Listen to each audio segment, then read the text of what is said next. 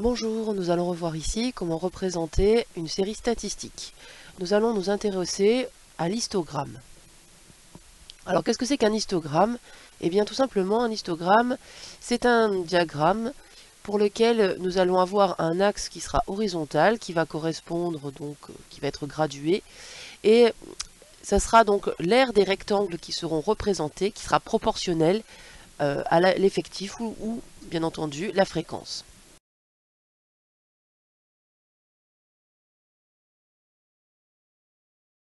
Donc dans un histogramme, il n'y aura pas d'axe vertical qui va donner une hauteur parce que, par exemple, justement, sur l'axe horizontal, sur l'axe des abscisses, la base de chacun des rectangles n'est pas forcément la même. Ici, dans notre tableau, on voit qu'en fait, effectivement, la base sera exactement la même, mais ce n'est pas forcément le cas pour toutes les séries statistiques.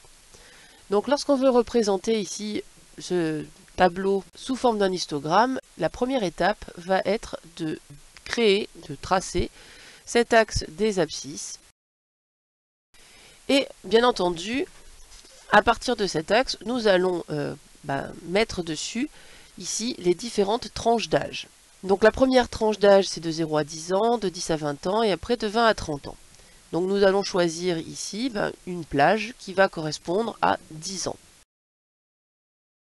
Une fois que nous avons choisi ceci, nous allons donc être amenés à choisir une aire pour représenter une partie.